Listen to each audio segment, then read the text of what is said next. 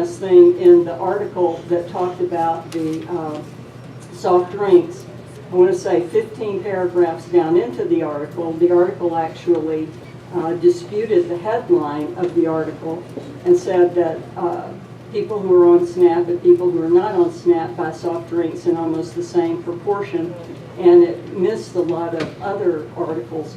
So I would say while we have a problem to fix with healthy eating, with obesity in Arkansas, and also with hunger, we would submit that House Bill 1035 would have a negative impact on the health of many SNAP recipients. Thank you very much. I appreciate your time. Thank you. Ms. Webb, you take a few questions? Sure.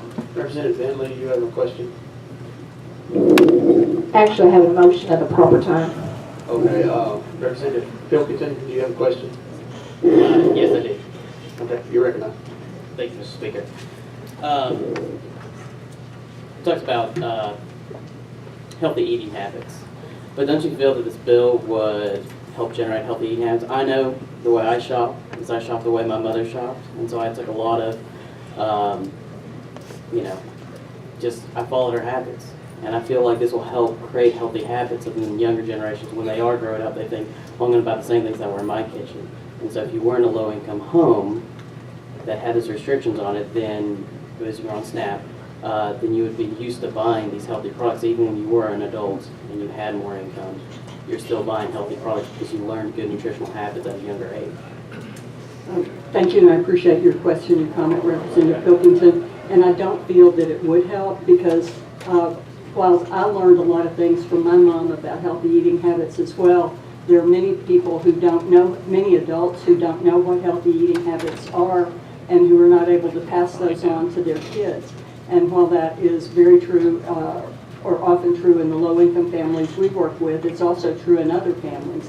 And I think having nutrition education in the schools would be a better way to help with healthy eating habits, and to provide more of the programs that we provide, which teach people how to shop and teach people how to develop healthy eating habits, would be a better way.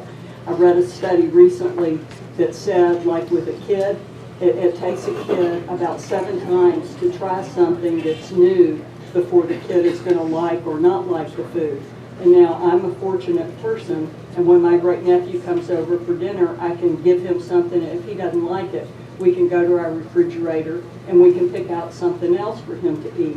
But I know that there are many times when moms tell us that they try to provide healthy choices for their kids, and it doesn't always work the first time or the second time, and that's one reason I'm a huge proponent of more nutrition education. Representative Lundstrom, do you have a question? Yes,